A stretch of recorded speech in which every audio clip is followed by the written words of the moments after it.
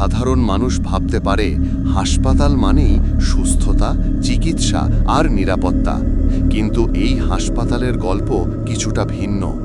রাতের অন্ধকার, শুনশান কক্ষে তর্ক বিতর্ক নেই, শুধু একাকিত্ব আর ভয়ের নিঃশ্বাস।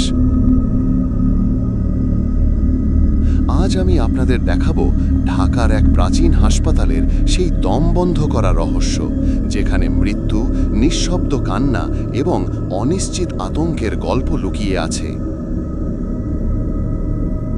এই গল্পটি শুনলে আপনার ঘাড়ে শিহরণ আসবে।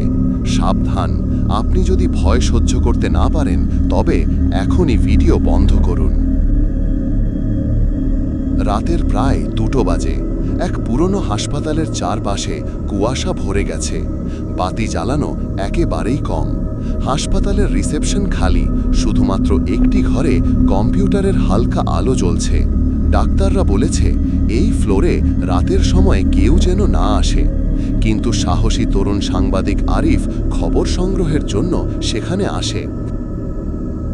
তার হাতে কেবল ল্যাপটপ এবং ক্যামেরা। আরিফ সিঁড়ি দিয়ে ওপরের ফ্লোরে উঠে যায়। হঠাৎই দূরের করিডর থেকে শিশুদের হাহাকার শোনা যায়।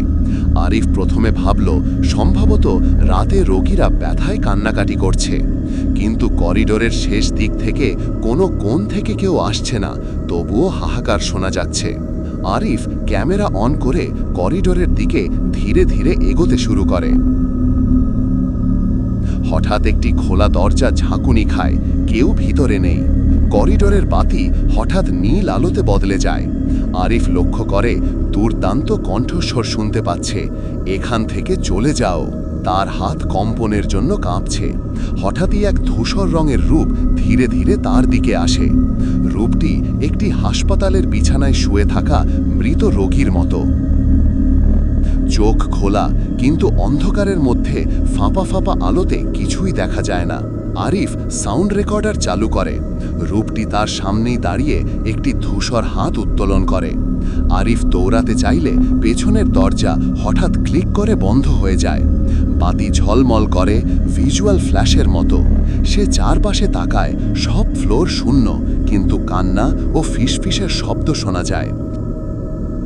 সে বুঝতে পারে এই হাসপাতালের শেষ ফ্লোরে মারা যাওয়া প্রতিটি রোগীর আত্মা আজও এই ফ্লোরে বাস করছে। আরিফ সাউন্ড রেকর্ডার চালু করে উচ্চ শব্দে বলতে থাকে, আপনি কে, কেন এখানে? উত্তর আসে, আমরা এখানে। শব্দ থেমে যায়, তারপর আবার বলে, চিরকাল রইব।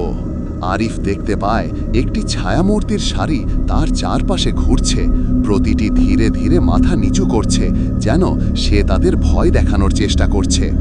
হঠাৎই পুরো ফ্লোরে ঠান্ডা বাতাস বয়ে যায়, দরজা বন্ধ হয়ে যায়, লাইট একেবারেই নিভে যায়। আরিফ শুনতে পায় মৃতদের ফিসফিস, এখান থেকে কেউ বেরোতে পারবে না। সে ব্যাকস্টেপ নেয়।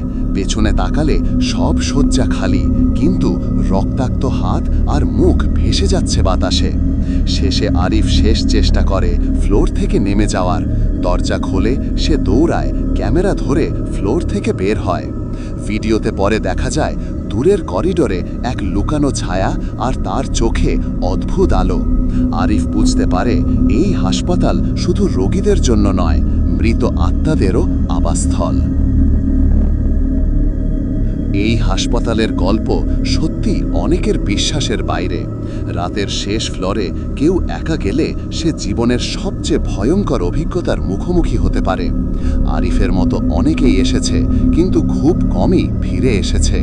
কেউ জানে না কে তাদের সাথে আছে, মৃতদের আত্মা নাকি ভৌতিক শক্তি।